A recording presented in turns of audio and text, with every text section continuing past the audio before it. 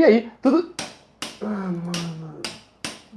Tá vendo que tá difícil fazer vídeo? Tô com os roteiros tudo aqui, mas tá complicado com essa sinfonia ao fundo. E aí, tudo bem? Pra quem não me conhece, eu sou o Vinícius. E depois de muitos pedidos, que realmente tiveram muitos pedidos, muito obrigado pelos pedidos, eu fiquei feliz que teve tanta gente pedindo. Tô voltando com os Fakemon. Dessa vez eu vou mostrar alguns regionais novos da região de Goldown e também os Babies, mas Pokémon que vocês já conhecem, fiquem ligados que vocês já conhecem. Demorei um pouquinho porque, cara, fazer Fakemon é complicado, né? Não é tão complicado quanto a Pokémon Company faz parecer, mas tem que ter um desenvolvimento legal e tal, mas saiu, tão legais, então bora pra vinheta, deixa eu apresentar pra vocês esses novos Fakemon que eu criei.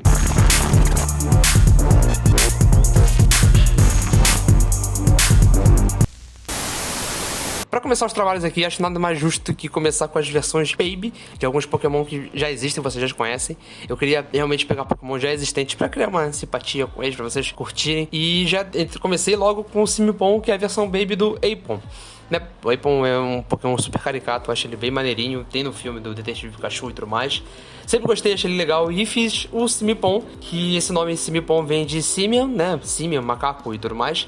E o Pon pra seguir, né? A sequência da evolução, Aipom e Ambipom. Ele é o Pokémon Pacifier, que é chupeta em inglês. E a entrada na Pokédex dele é a seguinte. Simipon gosta de ser carregado para o topo das árvores altas pelas caudas dos Aipom e Ambipom, onde geralmente define seus assentamentos. Como seus dentes ainda estão em formação, Simipon se alimenta majoritariamente de frutas e fortifica-os chupando as pontas de sua cauda. É o clássico, né? Eu pensei logo um Baby chupando como se fosse uma chupeta. Assim, é muito fofinho, porque, né, um macaco que lembra a gente também chupa dedo, é essa a ideia. Essa é a ideia por trás dele. E o Shiny, que ele seguia a lógica do Shiny do Aipom e do Ambipom, botei ele rosa, bem rosa choque, é bem legal. Eu curti, cara. Achei que ficou bem interessante. Foi um dos meus favoritos, na real. O próximo é o Tanlulu, a forma Baby do Tangela, que depois vai evoluir pra Tangrowth. E assim, não existe nada gramaticalmente que tenha me feito criar esse nome Tanlulu. Eu achei que encaixava legal com depois Tangela e Tangrowth. O Lulu é meio que, sei lá, de apelido, né? E achei que encaixou. E assim como as outras versões dele, também é o Pokémon Trepadeira. E a entrada na Pokédex do Tanlulu é a seguinte. Tanlulu enrosca suas vinhas em galhos de árvores para se esconder de predadores, camuflando-se com a folhagem ao seu redor. Por ter apenas um olho descoberto pelas vinhas que se embaralham ao redor de seu corpo, ele é um Pokémon muito observador e tenta imitar os gestos e andares de seus companheiros, principalmente quando está cercado por tanguelas. Tanlulu também é muito carente e gosta de enroscar suas vinhas naquele que ele gosta, em demonstração de afeto e carinho. Eu gostei muito desses babies, eu gostei de todos os babies na real, vou ser sincero, mas esses dois foram meus favoritos, assim, disparado. Eu não sei, eu só achei que encaixou legal e ficou muito fofo. E as vinhas presas ali como se fosse uma Maria Chiquinha, mais ou menos. Mas, cara, eu simplesmente curti. Não tem muito o que falar porque eu só curti. E a versão Shiny dele segue a linha, né, a tradição dos outros, das evoluções, né, do Tangela e do Tangrowth, que ele fica verde. Eu acho que combina muito, muito legal.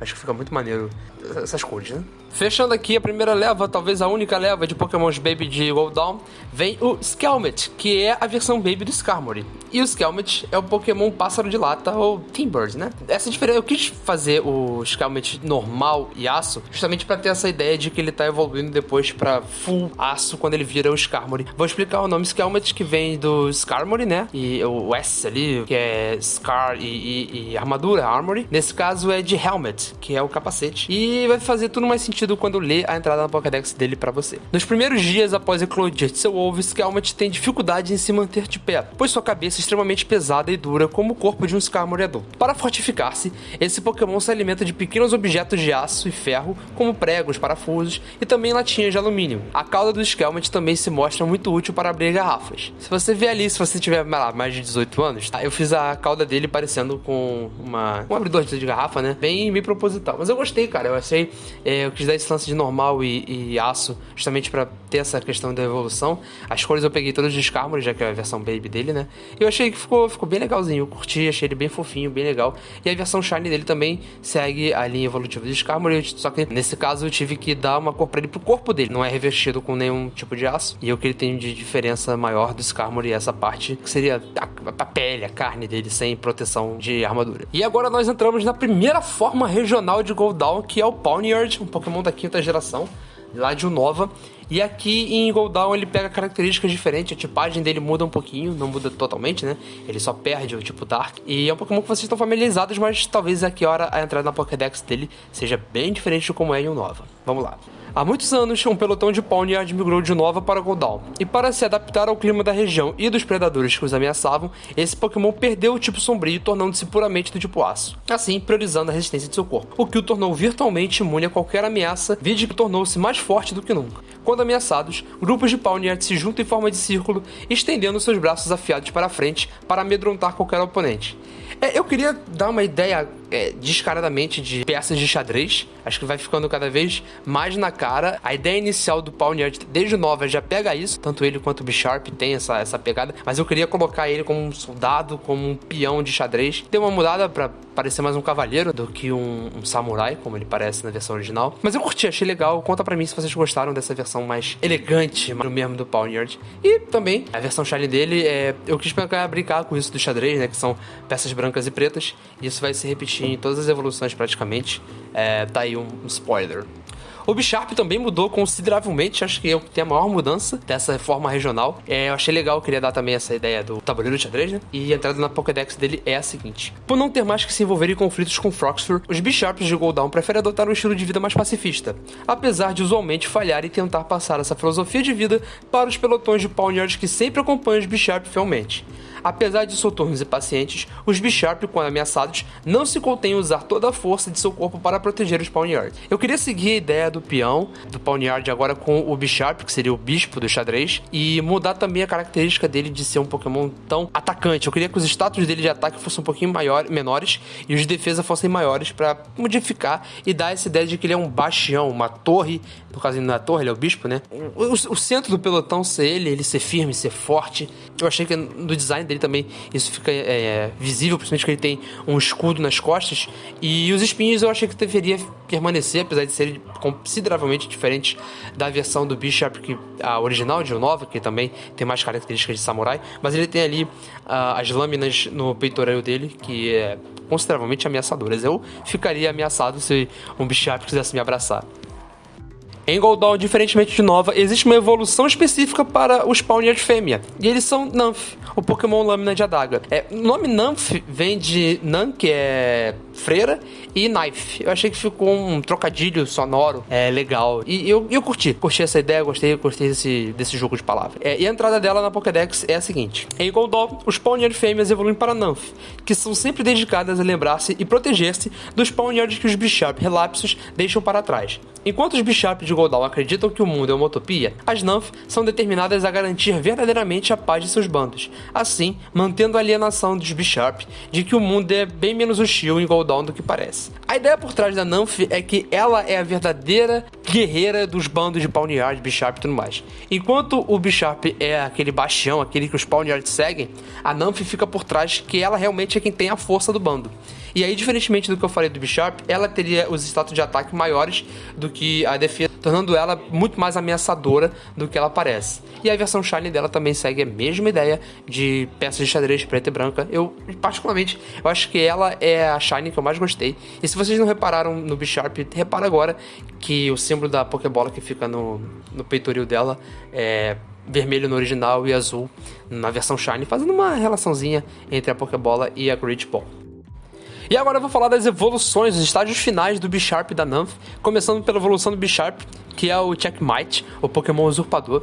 E o nome Checkmate vem dessa junção de palavras, essa brincadeira sonora, que é de checkmate, do xadrez, a jogada final do xadrez, e might, que é poderoso. Lembra do All Might, só lembrar do All Might que é suave entender o quão empoderador e forte é a palavra might. Ele volta a ter o tipo Dark, voltando ao estilo original do Bisharp e do Pawniard, mas nesse caso tem uma explicação por trás, e isso vem logo aqui na Pokédex. Checkmate é a personificação do espírito corrompido dos Bisharp, que almejaram o poder e por conta disso voltaram a possuir o tipo sombrio. Esses Pokémon possuem grande atração por objetos brilhantes e são extremamente leais aos seus treinadores, desde que eles percebam que este está destinado à grandeza.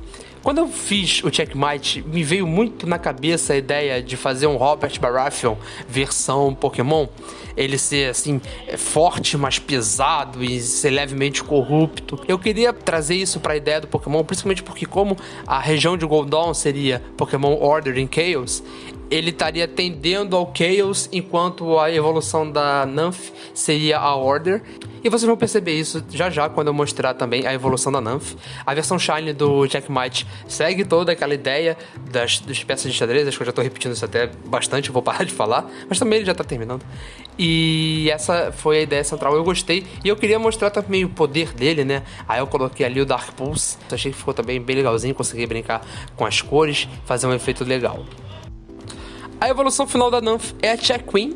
Também pega o mesmo nome do Checkmate, do Checkmate. Só que eu coloquei Queen porque ela é a rainha desse mundo. Ela é maravilhosa. Também curti bastante o design dela com essa esfera flutuando com os poderes psíquicos dela. Justamente porque ela tem o tipo psíquico junto com o tipo aço. É meio como um contraponto do Checkmate. Eu queria fazer uma relação mais ou menos como Espion e Umbreon. Só que passando para esses Pokémon. Até porque existe uma relação, né, da Checkmate com o Check Queen. Eles são Pokémons próximos, são Pokémons opostos, eles se completam, assim como Bisharp e Nymph. Eu queria criar essa relação entre eles.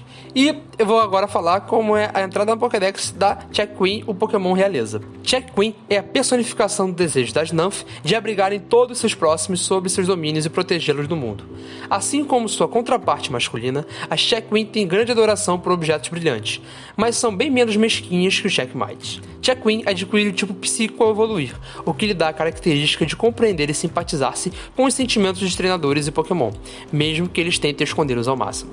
Ela consegue praticamente ler qualquer emoção e simpatizar com a dor que a pessoa esteja sentindo ou com a euforia. Ela é meio que um termômetro para as pessoas e para os Pokémon que estão se sentindo mal.